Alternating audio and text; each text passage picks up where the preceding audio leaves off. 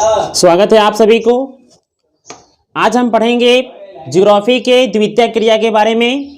द्वितीयक क्रिया किसे कहते हैं, द्वितीयक क्रिया के कौन कौन से प्रकार हैं, इसके लिए किन किन चीज़ों की आवश्यकता पड़ती है, इन्हें प्रभावित करने वाले सभी कारक के बारे में आप लोगों को बताएंगे। और इसके पहले वीडियो में आप सभी को हम बताए थे प्राथमिक क्रिया के बारे में। प्राथमिक क्रिया क्या है, इसके प्रकार और इसके सभी विशेषताएं आप लोगों को हम बताए थे। समझते हैं एक एक करके हम। जिससे फर्स्ट टॉपिक आपका है द्वितीयक क्रिया।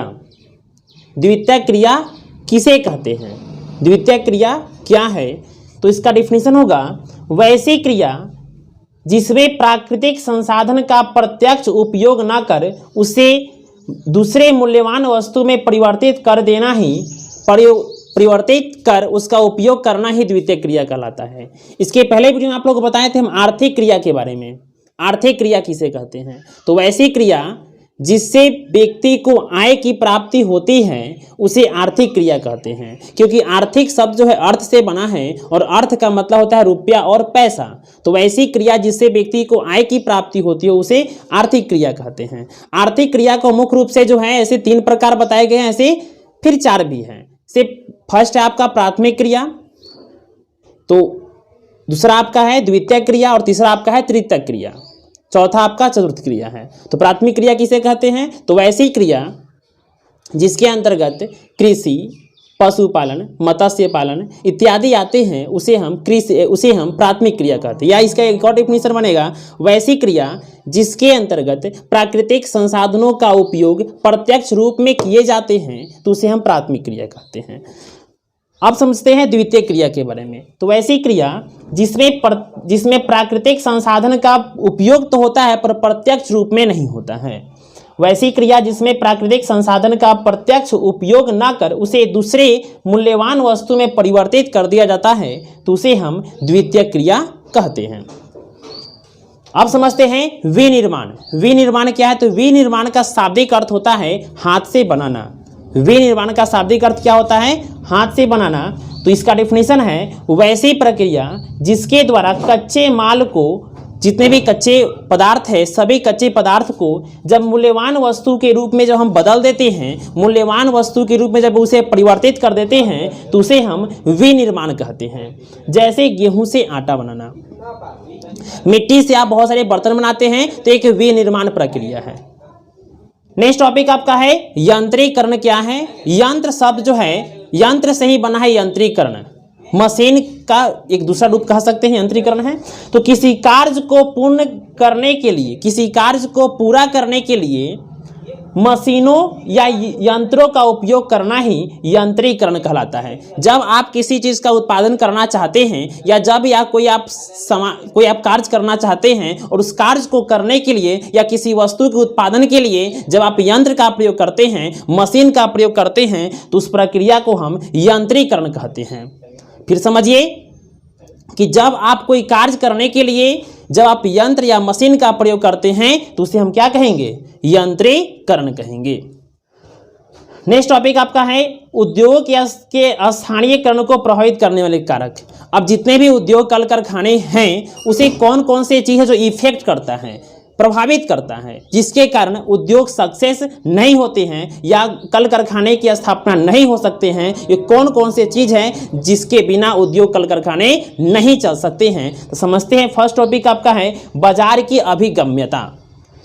एक बड़े से कारखाने चलाने के लिए उसके आसपास में बड़े से बाजार का होना बहुत ही आवश्यक है।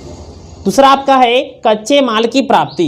एक बात समझते हैं कि जितने भी वस्तुओं का उत्पादन होता है सभी वस्तुओं को उत्पादन जो होते हैं उसका एक कच्चा पदार्थ होता है जिसे मशीन के द्वारा या उसे रासायनिक क्रिया के द्वारा जो है उसे फिर दूसरे वस्तु में चेंज करते हैं तो फिर उसका मूल्य बढ़ता है या उसका अस्तित्व बनता है। उसी प्रकार से कच्चे माल जो भी हैं उसकी प्राप्ति जब तक सही रूप में होगी नहीं तब तक कल कारखाने चलेंगे नहीं।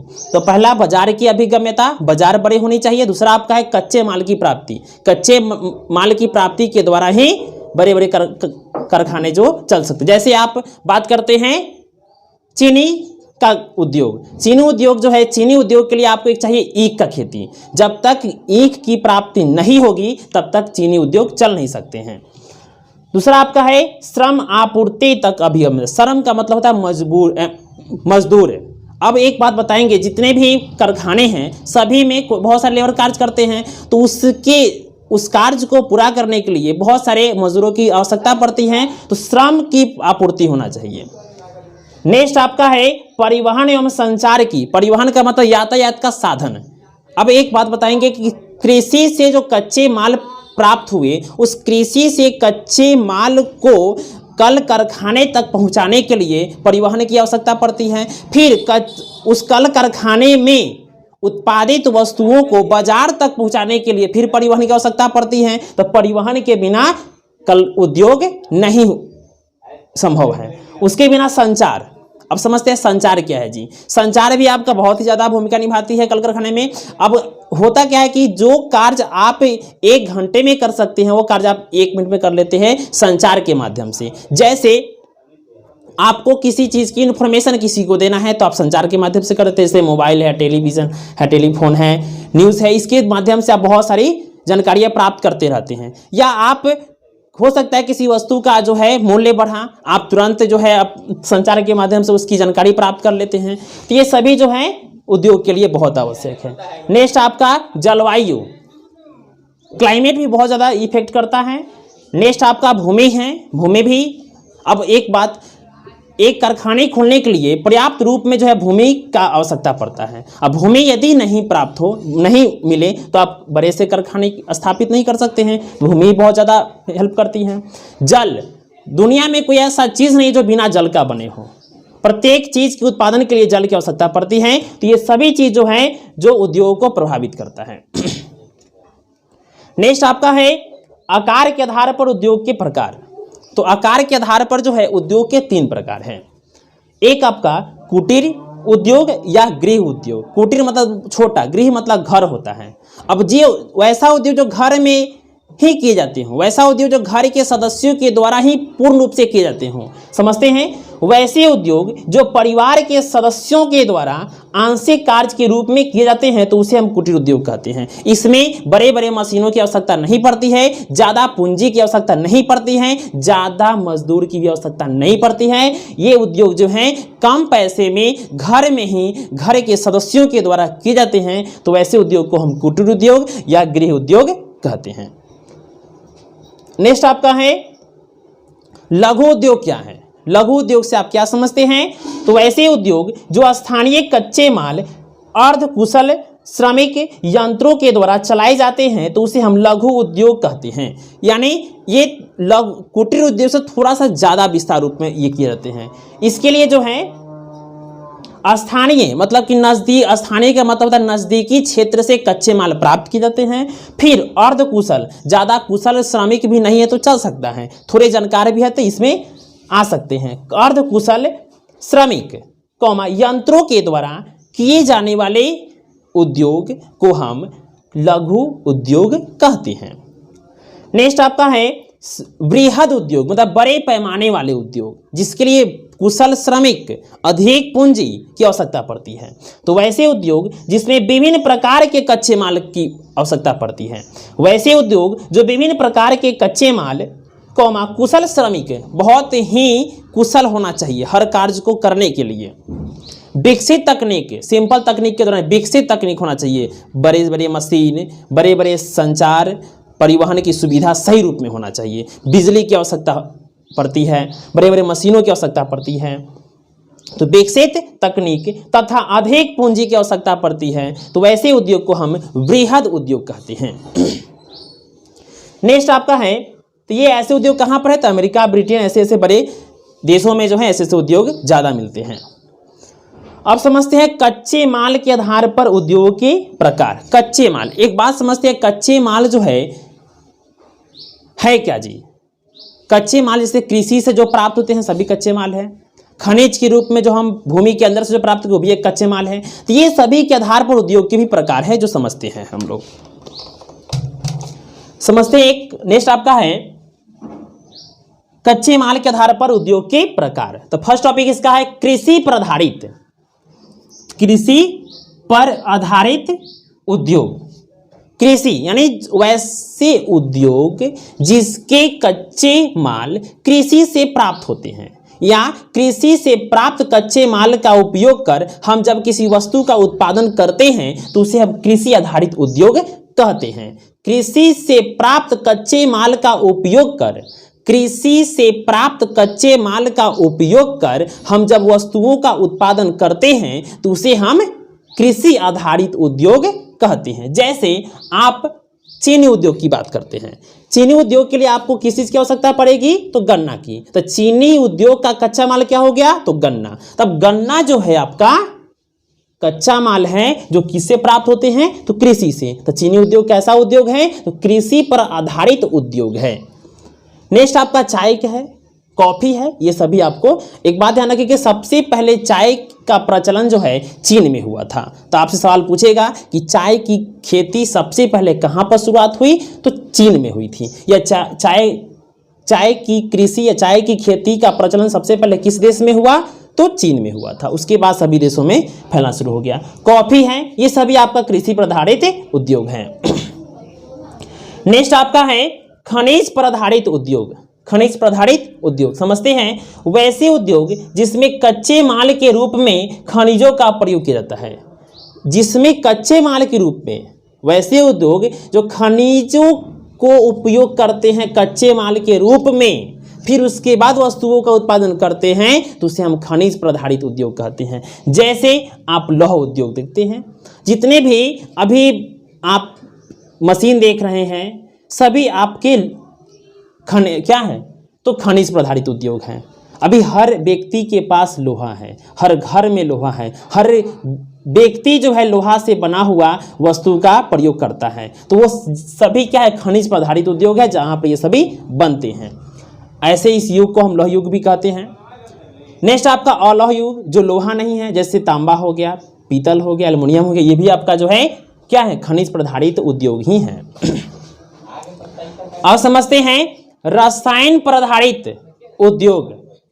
वैसे उद्योग जिसमें कच्चे माल के रूप में प्राकृतिक रूप में पाए जाने वाले रासायनिक पदार्थ का उपयोग करते हैं। देखिए इसमें ही छुपा रसायन पर आधारित, यानी वैसे उद्योग जिसमें कच्चे माल हम रसायनों से प्राप्त करते हैं उसके बाद फिर हम वस्तुओं का उत्पादन करते हैं तो उसे हम रसायन पर आधारित उद्योग कहते हैं।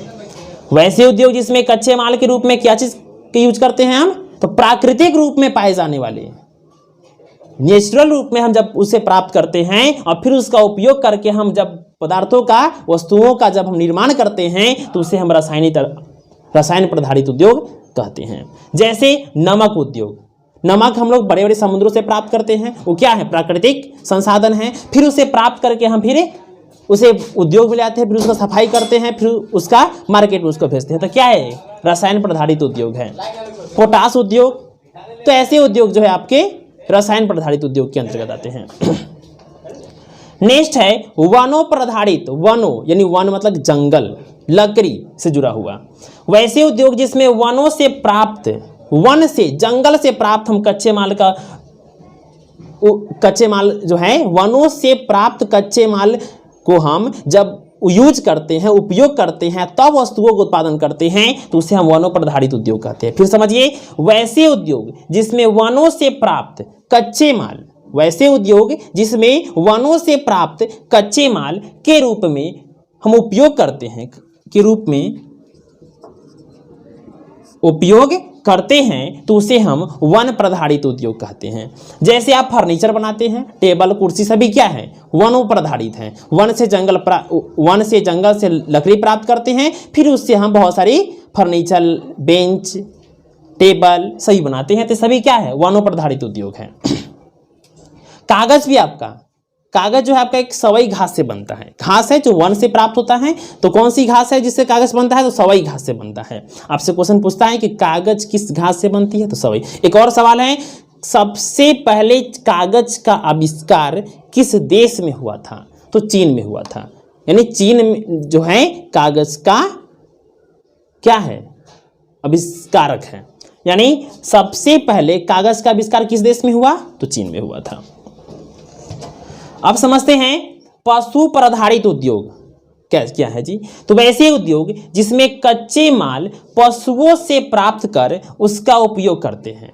वैसे उद्योग जिसमें कच्चे माल पशुओं से प्राप्त करते हैं फिर उसका उपयोग कर हम वस्तुओं का निर्माण करते हैं, तो उसे हम पशु आधारित उद्योग कहते हैं। जैसे ऊनी उद्योग, चमड़ा उद्योग, ऊन जो है भेड़ से प्राप्त करते हैं, रेशा में बहुत सारे कीड़ों से प्राप्त करते हैं, तो ये सभी जो है क्या है, पशु पर आधारित है।